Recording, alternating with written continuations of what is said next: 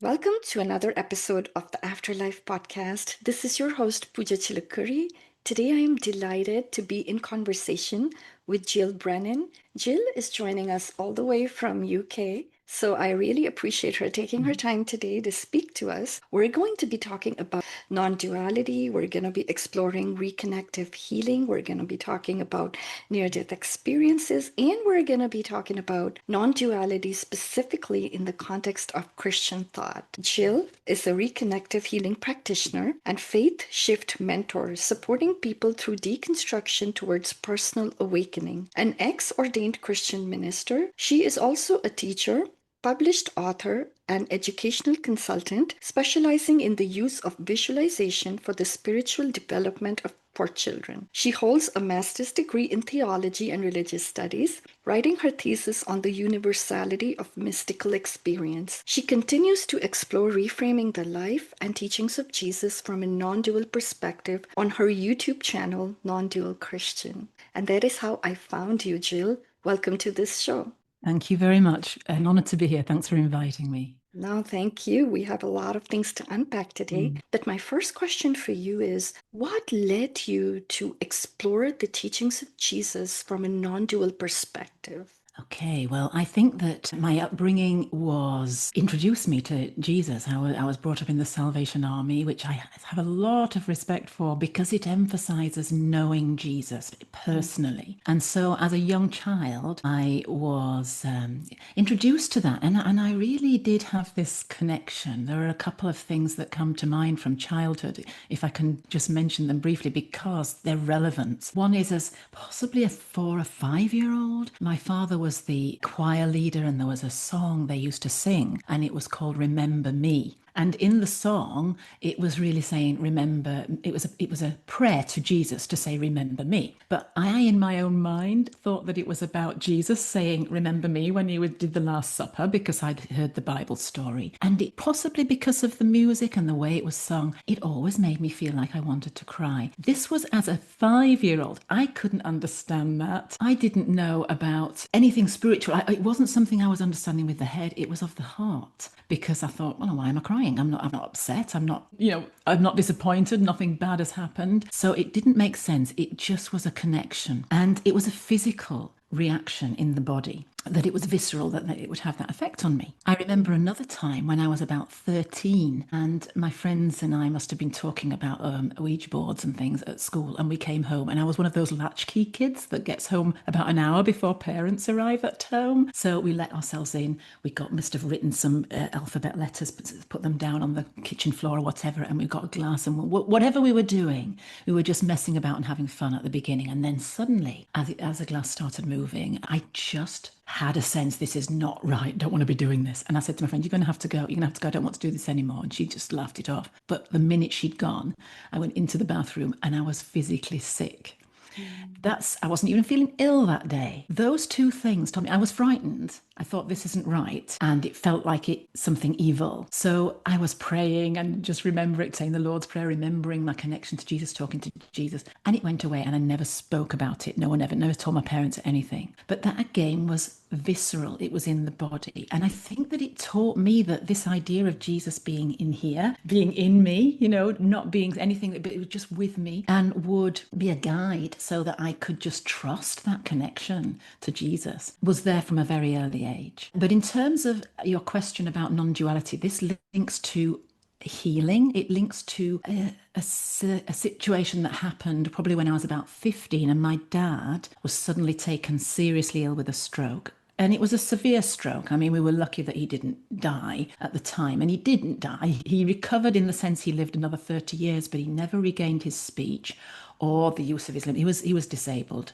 And I remember at the time, the minister at our church, the Salvation Army, saying to me, you must prepare that your dad won't get better and that things are going to change drastically for your mum and you need to be there to support your mum. And I remember thinking that, why are you so sure about that? I don't believe that. I'm going to, we can pray about this because Jesus was a healer. And I remember making a little scrapbook of all the sayings of Jesus and how healing is on every page and all the promises. And I just didn't want to accept that healing wasn't possible. and prayed and prayed, and he didn't get better. I mean, he wasn't suffering, but he never returned to his, what he was before. And I think that that started me off thinking, asking about this interventionist God. I think this was the beginning of that deconstruction of faith, which is about God making a choice whether or not to answer certain prayers or not. Why is God not answering my prayer? And then that can take you down a route of thinking, is it something in me? Is it some sin? Is it something I've done? Is it some blockage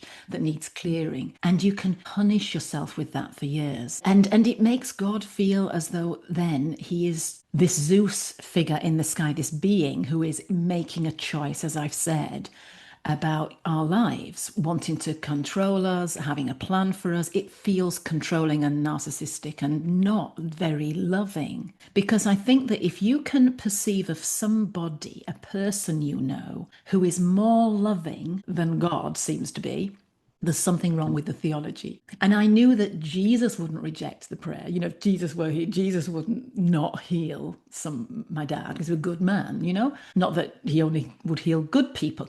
It just started me thinking about all of these big questions about suffering and theodicy, but it was all related to healing. And much later, it was for my own healing because I have a condition with my eyesight, condition that's quite rare called keratoconus, and I was diagnosed with that at the age of 16, so not much longer. Suddenly my dad wasn't there to talk about it. My mum was in a state because she was struggling with adapting to this big life change and being a carer and dad not being there. So it was a really difficult time, and I was going to the consultant, going to the hospital on my own, having these tests and things and being told I had this rare disease and it could be devastating. Anyway, as it turned out, I did have surgery. I've had 2 corneal grafts now, but at the time I was really scared about it, about losing my sight. And so that was another thing that I prayed for. And fast forward even, to the age of about mid-30s, I remember going to church for some healing for my eyes. And it was actually Bethel Church. People might know and have heard of Bethel Church. It was close to where I lived. They had one, and you could go to the healing rooms. And what you do is you go and you just make a donation, and then you fill out a form, say what it is that your condition is, and then they'll pray for you. And then you go into a room, and there's a little team of them. And my first experience of that was really beautiful. I remember there was this man, and he, I don't know, in his mid-20s, something, this black guy, and he had his face just lit up when I walked in. It was just beautiful. And I remember noticing him and thinking, oh, I feel safe with you. You're a good person, I can just tell. And when they did the laying on of hands, it was very gentle, it was very beautiful. I felt this grace, and it was lovely. And I left and felt like, spaced out. It was beautiful. Few months later, I went back for a second time, and the experience was completely different, Pooja. The guy that I'd seen there wasn't. I just remember afterwards when we did a little bit of feedback at the end and we were just sitting around, he said to me, caught my eye, and he said, when you walked in the room, Jesus walked in. And I can remember thinking, I saw Jesus in you. You saw Jesus in me. Wow, that was so affirming because I hadn't been anywhere near a church for at least 10 years or more. So it wasn't through that. There was something that was just there with you, that stays with you, and that he saw. I don't know. But that stayed in my mind. But my second visit was very different experience. It was there were a few of them again. Similar thing happened at the beginning, but we went into this room and it was a lady, I can't remember her name, let's call her Brenda. And she was a bit of a fluster because she was late and she hadn't, she'd lost her keys and she needed to go and move her car and whatever. So it all started a little bit more, not as calm. But she was asking me all kinds of questions that were really quite invasive, really, that was obviously trying to relate it to why I had this problem with my vision. Questions about my first marriage, questions about whether I think she even said, did you ever wish your husband was dead? Because my husband died young, and that must have been something that I shared. Unexpectedly, he died young. So to ask me this, and what's the implication there that somehow I caused his death, or I don't know what that was all about. But even when it wasn't this gentle laying on of hands. It was, pushing fingers against my head and in the name of Jesus, in the name of, and doing all of this. And even the others around her were saying, Brenda, that's enough. But the whole thing was quite traumatic. And after I couldn't get out quick enough, my husband was waiting in the car, and I said, "Get me out of here, never again." Mhm. And I think that that confirmed for me that there wasn't this sort of quality control. It could be very different from one day to the next, depending on people, and that it wasn't for me the church. I think I felt this calling to go into to healing. I just had this thing about healing because of my own need, my own history with my dad, but it became part of my spiritual search, this healing. And so I think that that made the decision that it wasn't going to be within the church, that I wanted to do healing. And somebody said to me, "What about Reiki?" And I looked into Reiki. I had a friend who was a Reiki practitioner, and I wanted to understand where it had originated and everything about it. And when I saw that it was from a different culture, completely different Eastern Japanese, it began, and that it was involved masters who would then, you would have a master, you would choose a master who you'd feel called to or aligned with, and they would put their hands on you, almost a little bit like the priestly, the Yeah. succession almost, that you would have some kind of activation through them. And I think this was in so many stages, and it all seemed a little bit, I didn't feel right about it. I can remember talking to Jesus, and because it's quite natural to talk to Jesus, even through when I was completely away from the church, it always is there from childhood. And I remember just saying, I don't want another master. I know that there are some things now that I have stepped away from in terms of faith and even belief. I don't believe in this interventionist God. I don't, these bits of doctrine, they're all, lots of them have fallen away, or I'm questioning them. But I never pulled back on my connection to Jesus and my love for Jesus. So you're my master of choice, and I've only got one master that I want to serve. And so I don't feel I want to give my loyalty or allegiance anywhere else. It doesn't feel right. So it's you or nothing. And I think that might have been the stage actually at which I looked at the church, but obviously I'd said no to that. So I just said back to you, show me, show me. And then I found on the internet, I stumbled across a book called The Reconnection by Eric Pearl, Heal Others, Heal Yourself. And it was that subtext, heal others, heal yourself, that's maybe this doesn't need, to go through another mediator if this is direct path to healing. And I read the book, and I resonated with it because it wasn't sort of woo-woo stuff. There wasn't a lot of techniques to learn. There wasn't a belief system that, as part of it. He was a chiropractor, and it was more to do with vibration and energy. And he was trying to take it more in, I suppose, a quantum way, or just a scientific way. He was wanting to keep it quite scientific, but it was nevertheless a phenomena that he was experiencing and developing and training other people to do. But one of the things it said was that even as you're reading the book, you may feel an activation. And I did. I started to feel an activation while I was reading the book. So, in view of the fact that I'd made this prayer to Jesus, and in view of the fact that I wasn't with anybody else involved, it was just myself in my room reading this book, it got my attention. You could even, at the end of the book, it was saying, try these things with family, try them out, just playing with the energy. And they were starting to feel something when I was doing it. So, when I had the opportunity to actually see Eric Pearl, he did come with his team to London. I thought, well, this is a chance to really test it out. So I did buy a ticket, went for the weekend to train as a practitioner, and that was back in 2015. And it was a way of saying to, I was praying for, look, if is this right? There was still the Christian in me that was thinking, is this wrong? Is this a bit new age? Should I not be going here? You know how it is. You've been Mhm. there. And so it was a case of testing it out. And it was funny thing is, when I went for the weekend, I actually stayed at the training college of the Salvation Army. So it was quite funny that I was part of the old camp there, and then I was exploring something quite new in the day and going back there at night. But certainly by the second day, and what I was seeing in the way that people were responding, people were just crying. It felt very similar to what I'd experienced previously of, I can only say, and you'll understand this, of the Holy Spirit, when you're in a gathering and the Holy Spirit is present and moving, and you just sense it, you know it, you discern it. And this is why I gave those examples at the beginning from childhood, that I knew what the Holy Spirit felt like. I knew the difference of when something doesn't feel right and when something does feel pure and high. And this was it. And even when I was going back to my room, and it was so powerful, the heat, the tingling, the scent, you having to have a shower before you could settle for the night. So it was very strong. And I just took that as a sign that this was a part of my journey and my path to do this reconnective healing. But to come back to your question about the non duality, it was because I couldn't make sense of this.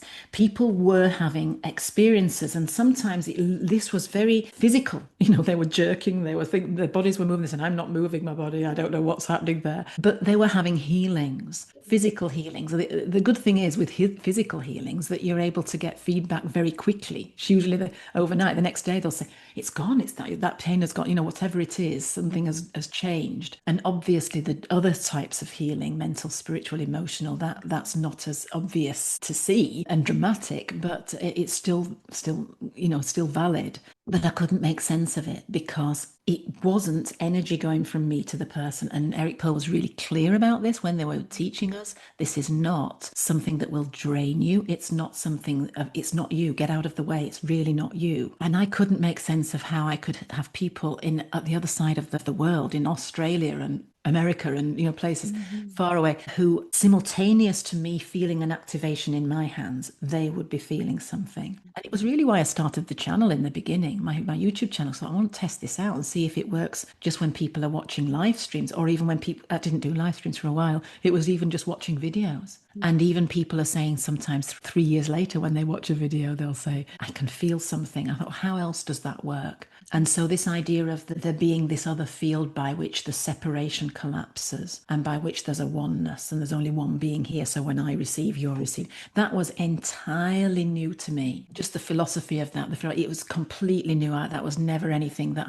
even at university, I didn't really come across that. It was only later. It was firstly through wanting to understand this phenomena, and then through finding Rupert Spira, who was, I think, a really, really good teacher of non-duality, and that introduced me to the idea.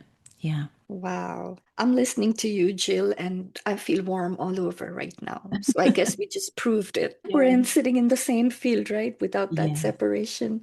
Um, listening to you, because, I interview a lot of people on this channel that have had near-death experiences. And you are describing many of the things that they experience after they left their bodies, when they perceived themselves not to be attached to this body anymore. And Yeah. they were outside of it, experiencing the oneness, experiencing that lack of separation, the unconditional love. So it's very intriguing to me that Mm. being in this body, being able to experience some of that while you're still in this body. So, what is your, I know you have also been watching a lot of these near-death experience stories. Do you find a connection? Absolutely. And I love watching them because do you know what? I think that there's a similarity, and I hope you'll understand what I'm saying here. There is a similarity to when you listen to somebody giving their testimony. And I know that when somebody's had a real experience, so going back to the Mhm. Salvation Army, for example, when somebody's had an experience of salvation, we tend to think it's about afterlife,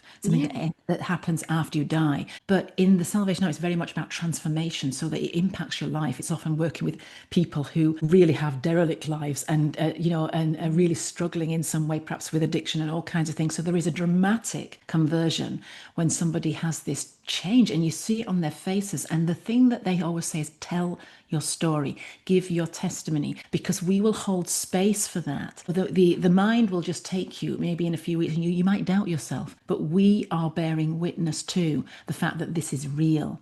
This really Mhm. happened. And so there'll often be a glow on their face where they're just trying to tell their story. And you get that with near-death experiences. People actually are trying to tell what happened to them. And what I love is that you will see them searching for the words. Sometimes their eyes just go off to the side because they are remembering the experience that's so real to them, and they're struggling to put it into words. So the words are inadequate. But invariably there is a point at which the emotional they can't tell, they can't speak because of the emotion that comes. So this is touching on something very real. And I think that the veil is the body. The veil is the body, isn't it? I remember hearing Susan Giesman say that the veil is the body, and I never thought of that before. But it's just the physical dimension. But you will be so aware of this because of your background in Hinduism. This idea of the koshas that is Yeah. quite new to me. I've never heard of it until David Bingham. But the idea of there being different levels of experiencing reality, and so the physical is the outer, but then there's the mental, emotional, and then there's the we get to the the body of wisdom and the body of bliss, and these are the non-dual ways. So it's almost like taking layers off. And I now sometimes think of when I come to do reconnective healing, or even when I'm just doing a video, or even meditation, that you can just in your imagination, and this is why I think imagination is such a powerful tool, just think of yourself as hanging up your clothes. Just take the body off, take off the self, step out of the separate self of the story of Jill. So you can just hang it up on the peg. It'll be there to take up. You have to take it up because I've got things to do. You've got places to go where you're needing that identity and you couldn't function without that identity. But for the time that you're setting aside, you hang that up. And when you do that and you go into the more non-dual, it is as though you are stepping into eternity. And this idea of it being a little pocket of eternity. So we're using religious language. It's almost like being bilingual. You sometimes can use the religious language and then you can use the metaphysical language, or, the psychological language, whatever it is, to say that this is, that we're just experiencing the one field. We're in that field of oneness. And as you bring your attention to that field of oneness, the separation collapses. And I believe this is more than just a metaphor of speaking. There's something ontologically true in its beingness that's real about this. Because you forget not only your own story, but the story of the other person as well. So even if it's somebody that you might, there might be a very different views to you. You might in the material, in the physical, you might think, well, we wouldn't get on because our views are very different. You Mhm. might trigger me. All of that is story. But when you step out of that and go to that place of oneness, all you're left with is just that compassion and it isn't even another person, it's that human being you just meet in that Rumi's field of oneness, Yeah. and this idea that it's me that's receiving, that's almost counterintuitive. You think this person has come to me for a session, it's me that's receiving, and because I'm receiving, they are also receiving. It's like you're bearing witness to the healing, but you're both being transformed by it. Just come back just to those the near death experiences, which is what your question was. Always at the end, there's never this sense that they say, "I want to go back there." They do, but they don't. It's not made them. I've yet to hear of somebody that would say, "I don't want to be here anymore." It's that they come back with a real sense of this really matters. I get emotional when I talk about this. But this idea that there's the I don't know where it came from, but I heard one time that there's so many souls that want to be incarnated. And there's only one, there are only a limited number of incarnations that are available. So there's all these souls, but you got the gig of your life. You got that gig. And it's such a privilege and honor that you are here holding space, anchored into this dimensional reality in the physical. And we're being cheered on by all these souls. And we might talk about that a little bit, about guides and so on. But this idea of being incarnate, there's something very precious about it. And I think that then knowing that and listening to these stories sometimes just makes you value your life a little bit more. So, rather than just comparing yourself to others, feeling that your life is worthless and pointless, and just, wishing your time away, or being directionless, it just makes it then feel that every day is precious. Life is precious. Yeah. Yeah, Yeah. and you just answered a question that I was going to ask. You already answered it. Because, I was going to ask you with all this, that place of bliss, that non-dual where, the Mhm. divisions have collapsed, but yet the duality is so important to our Mm. existence here. So that's the mystery. I think some things we'll never have answers for. So, question again for you, Jill, is with all that experience, with Jesus, with those mystical experiences, the visceral, but when I think about religion, it's Mm. very dualistic to me, Mm. in every way, Mm. because of very harsh Yeah. boundaries, very harsh. Yes. So, how have you managed to take this non-dual things and apply it to the teachings of Jesus? Because I remember from my experience, when I experienced Jesus in my body, and I tried to tell that to the pastor and the people in the Mm. church, it was a kind of pushed back, right? Like, because Absolutely. that's not aligning with doctrine. And you've taken that same thing and you've got a whole channel behind that. Do you ever get pushed back? What would you say to skeptics? Oh, yes. But I think that to begin with, I had to just completely step back. I mean, I had a long sabbatical, if you want to call it that. I had a long break from going to church. I needed to detox for a number of things. I mean, I think that my first marriage was to a man who was in the church. So I thought, okay, well, he's a salvationist. He will be, I'll be safe. But he was very literal. He was quite a fundamentalist. And so I found that even in I never had time off. It was always the Mm-hmm. boundaries were very strong. In fact, I think, to be honest, stronger than I would generally now think of as the Salvation Army. He in particular just was quite strict in his way of thinking and understanding about it. So when in that marriage ended, and then I was alone on my own a little bit with my daughter, and then I met Noel, and in a way he was more like, I used to say, say this to him, but he's more like Jesus than anyone I'd met before, because he was just so loving. That's when I think that you can get really gaslit by if you think that's love, and unless if you don't know anything different, then you've nothing to compare it to. But it's actually a very conditional form of love, even within the church, because it's as long as you stay within these boundaries. And that was also in my marriage as well. So I could never be completely real, and I would never have been given permission to explore in the way that I did. But when I'd sometimes find myself saying to Noel, my husband now, I'd used at the beginning say, well, I've got this book and I'm interested in this, or I've got these cards, but they're not new age. And I'd find myself apologizing and start trying to say, I don't think, Mm-hmm. and he'd just say, you don't need to explain yourself to me. It's really fine. Stop, and it took a long time for me to know that I didn't need that I could just relax and go with it and wasn't being censored all the time. So there was a lot of, I think, detoxing that I needed to do, and I Mm-hmm. needed a long period of time away from the church. And it's quite interesting that you say that, because only very recently I do now work for the Salvation Army. And only a few weeks ago, I was having a conversation with somebody who is in leadership, in management, and I was talking about healing, but talking about it more in a way of just prayer, quietly, just doing this, having time where you sit and Mm-hmm. think about the person, and every time when we sit together, and I was actually, I did actually tell, it was almost like confession, I told them about my reconnective healing. It was a way of testing it, I suppose. I'm thinking, here, am I going to walk into this rejection, this rebuttal, and feeling judged again? And I didn't get it. And I think that was a real gift of grace.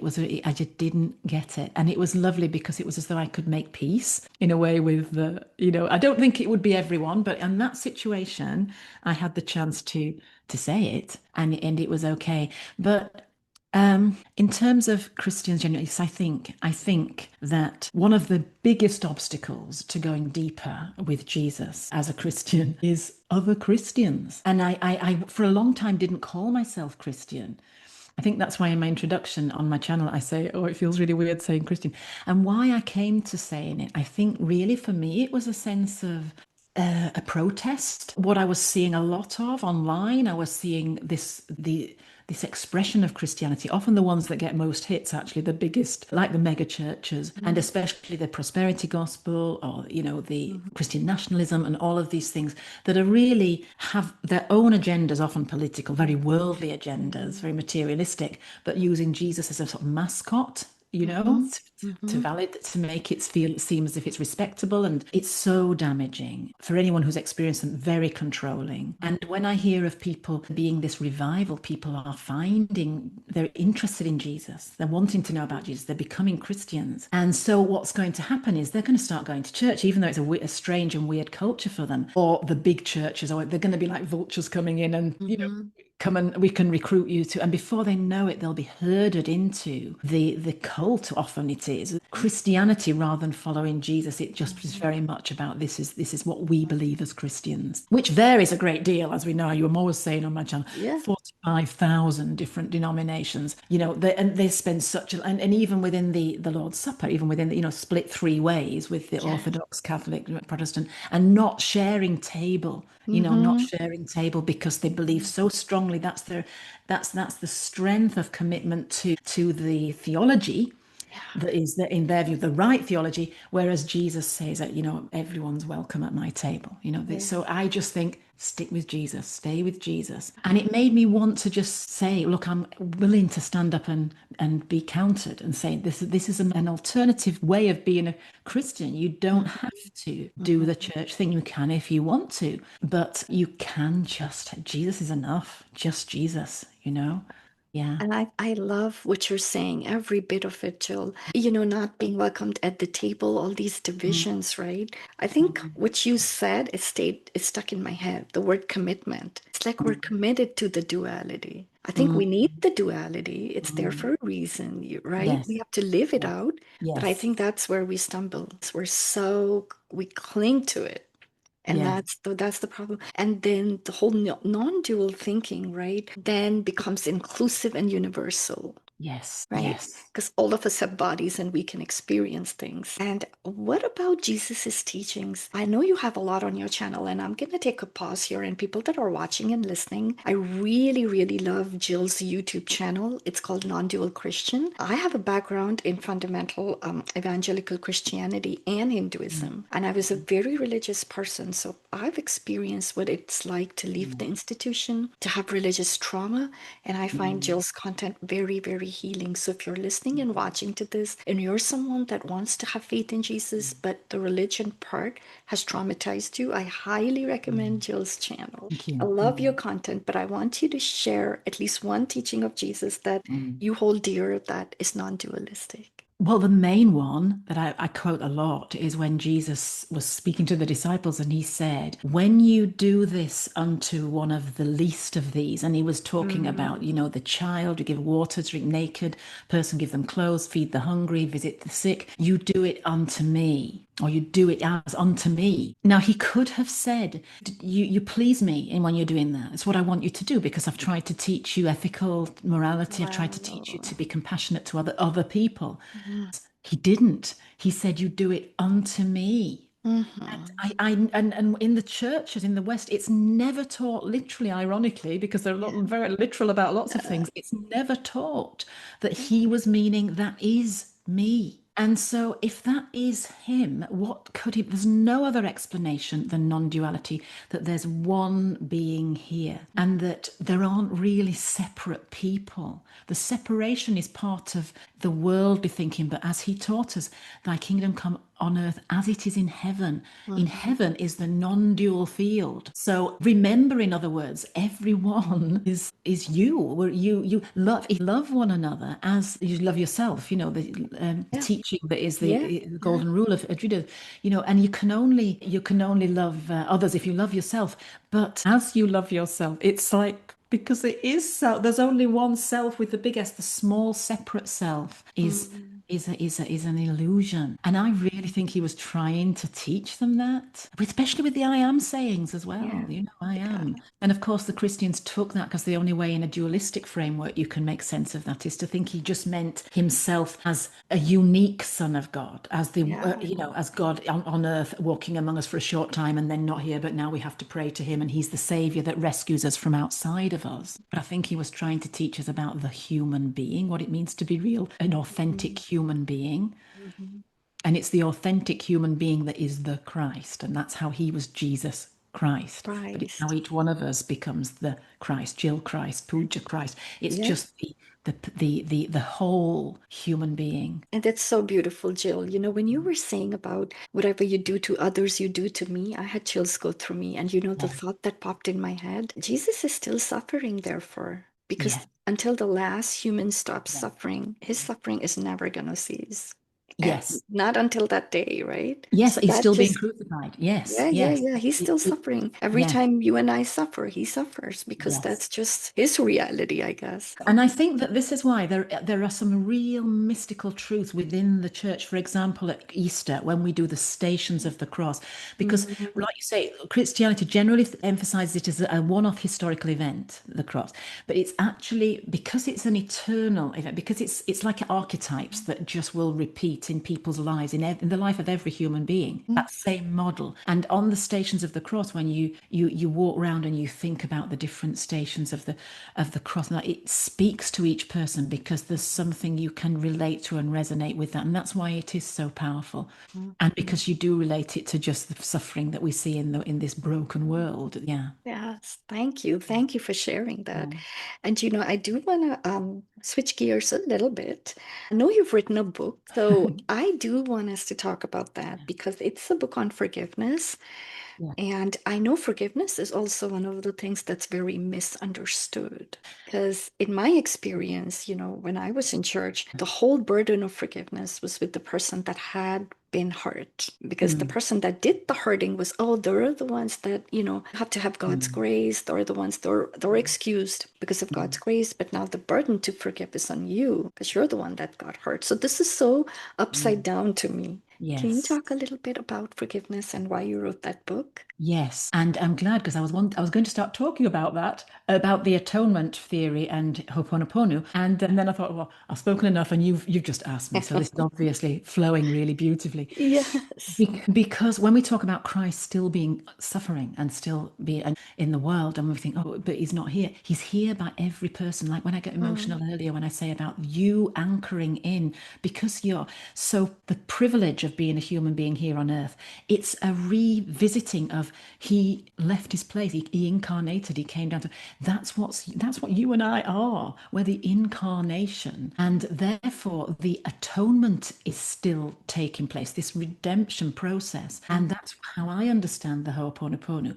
Again, when I was introduced to Ho'oponopono and listened to the videos of Dr. Hu Len, I could see and knew how powerful it was, and I couldn't again explain it. There was no explanation of it because he just says all the time, it's about you. It's not about other people. It's you that need to do the clearing and the cleaning. And just as you've said, in a mhm, dualistic framework, that doesn't make sense because it's like, well, I was a victim. In yeah. a non-dual sense, there isn't another, there aren't two different people. Mhm, So the very fact of when you say, I'm sorry, please forgive me, I love you, thank you, it's just doing that cleaning for the patterns that repeat, the patterns that are mhm, some in the consciousness, this collective consciousness. It's mhm, difficult for us to fully understand, but that's where it talks about cleaning. And it's interesting that in religious language, they talk about the blood of Jesus cleansing. So mhm, it's the same thing. The same thing is happening. It's just different ways of talking about it. So, or, what I just sometimes just going back to doing the cleaning and the cleaning, that something is changing that affects the all because there is only one person here. From a dual point of view, it suddenly takes away that, what do my prayers in a dualistic framework? What difference can my prayers make? I'm just a little person and billions yeah. of people on the planet, and look at these powerful people who are destroying the world and doing this and their Mhm, decisions and so on, impacting everyone. And it can feel pointless and hopeless. But if you suddenly think there's one person here, then that gives in a way, it's very empowering. In fact, what's just come to my mind, and I was only looking at this passage the other day, is what there's what they don't teach this much in preach on it in church because it's probably a difficult passage, but it's there. It's in Luke, I think, somewhere. Oh no, it's in John. I think it's when Jesus appears to the disciples and he says to them, "What you bind," he said, I'm going to. mm, But he says, what you forgive on earth, when you forgive sin, what sins you forgive will be forgiven. What sins you don't forgive will be left unforgiven. mhm, There's a mhm. passage, and we must find it and put it. I can't remember where it is because you're surprised that it was there.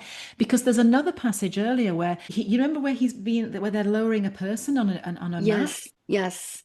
and Jesus says to them, "Your faith, your sins are forgiven because of Forgiving. your great faith." And the Pharisees are listening in and they're saying, "Who is he to forgive sins? Forgive Only sin. God can forgive sins." Now, Christians would preach on that and say, "Oh, that's because he was God." But actually, later on, Jesus actually says to his disciples in John's Gospel, he says, "You have the authority to forgive. I'm giving Mhm, you." So the point is, what is that all about? Well, maybe it's about this cleaning. We can still do in that practice of Ho'oponopono, which I do talk about in the book. So it's a mhm, 40-day introduction to Ho'oponopono. It gives you the opportunity to sort of journal, and it is just short little sections and introducing it. But I am no expert on Ho'oponopono. I will just say that for some reason I felt compelled to start writing that book, and I forget what the year even now because you've caught me off. I can't even remember, but I do know that when I was getting to it sort of wrote itself within 2 weeks. It almost felt like it just was downloaded, down. and it was so lovely. And when I came to the bit of Dr. Hu Len, Dr. Ihaliakala Hu Len, oh, I don't know his first name. How do you spell it? So I looked it up on the internet, and I could not believe my eyes because it came up saying it was a an in memorial, tribute to him. And I thought, I Mm, didn't even know he died. When did he die? And I looked at the date, and the date were literally, I think it was 3 days, 2 or 3 days before I started writing the book.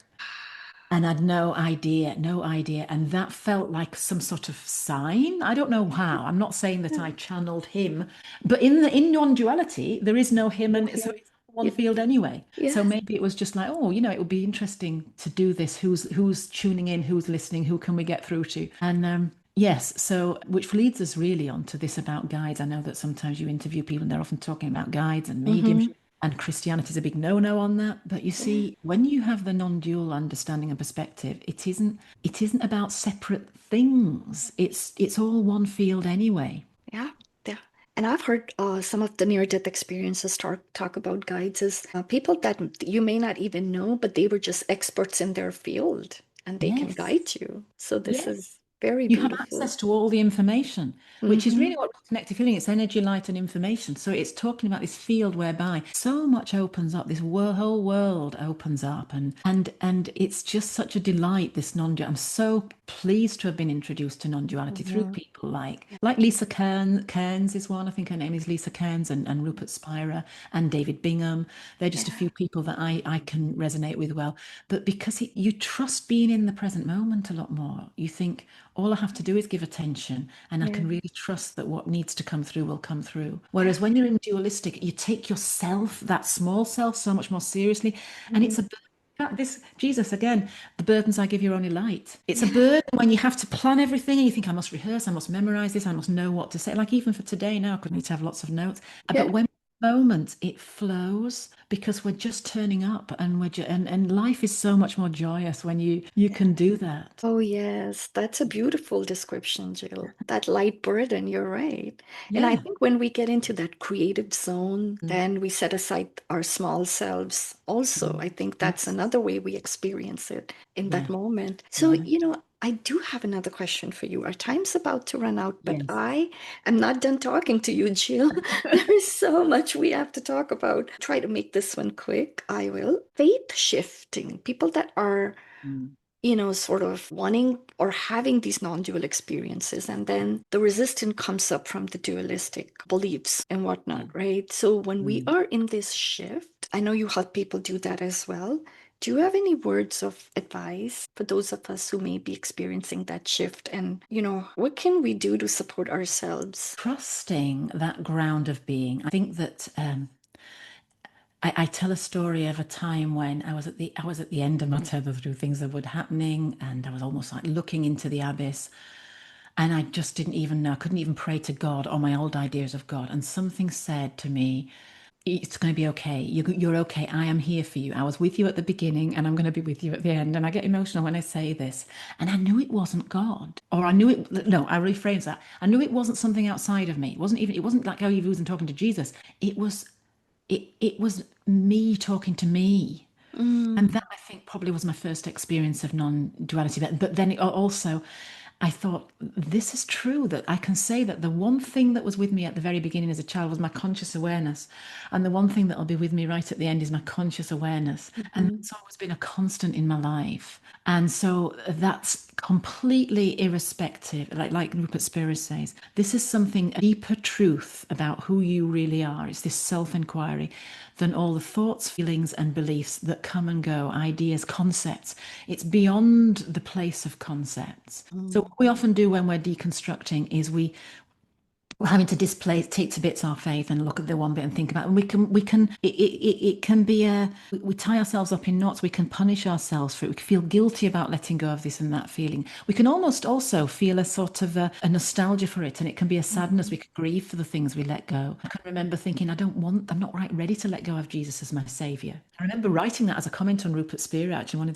And the lovely thing is, there's a gentleness that comes back with it that says, you don't have to, because in a way, he still is.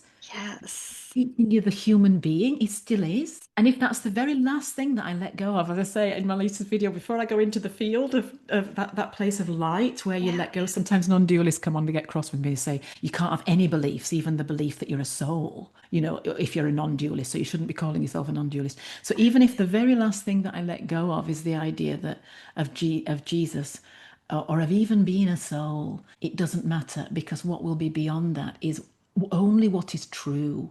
And I only want what is true. And Yes. that will be the love, the Christ, the Logos, if we want to say, if you want to use the Christian term. But it's beyond even all concepts. Yes. And that's real faith. That's why it's a deepening of faith. Hmm. An irony, Pooja, that some people think that to deconstruct is a losing of faith, or to become a non-dualist, you're losing faith, because you're really just growing. You're outgrowing something. You're outgrowing a pair of shoes that feels a bit too tight. And the truth is that God will never say to you, you have to stay within that. Wherever you go and stretch, wherever you stretch yourself to, can't outstretch God. They'll always be there beyond you. He's always the beyond. you know, Yes. the Yeah. love of God, the grace. It's always beyond, and that love is intimate. You see, Hmm. it's not just an abstract kind of, I don't know, place of consciousness. Consciousness, it can be a little word that's a bit out. It's intimacy. It's loving. So I suppose I would, I just say to people, trust is letting go. When you let go of everything, it'll still be there, and that's true faith. The love Hmm. will still be there. Yes. Yeah. And that's beautiful. That's very, to me, when I'm listening to you, I keep hearing in my head, the kingdom of God is inside us, right? Mhm. It's Mhm. nowhere else. It really is inside us. Yeah. And also becoming Yeah. like little children, right? Jesus Hmm. did say that. And Yes. I think in the beginning, at least, they're very non-dualistic. They have no other way to be. Their brains Yeah. aren't even Yes. developed. And they're in the present moment, aren't they? They're not thinking, they're so present. Yeah. Yeah, Yeah. yes. My Yeah. God, I can talk to you Yeah. forever. Hour has gone by like It 1 minute. didn't, So yeah. much fun, Jill. Thank Yeah. you, thank you, and thank you. Those I do have, yes, the book. I don't want to forget that. So the name of the book is My Forgiveness Journal. And Yes. is it available on Amazon? It is. My Forgiveness Journal, Jill Brennan, should get you to it. It's 40 Days of Ho'oponopono, but you should get to it perhaps just by putting My Forgiveness Journal. If you put Jill Brennan, then it Yep. will be there. Thank you very It, much. yeah, Yes. I will have the link to that, and I'll have the link to your website because I'm assuming that's the best way to contact you is through your website. Yes. Yes. Okay, yeah. Yes. And I want people to go to your YouTube channel, Jill. That has literally been a healing balm for me. I will Thank you have so the link to much. that as well. Thank you Mhm. for taking your time to speak with us today. Thank Oh, you. bless you. Thank you so much. God Thank bless. you.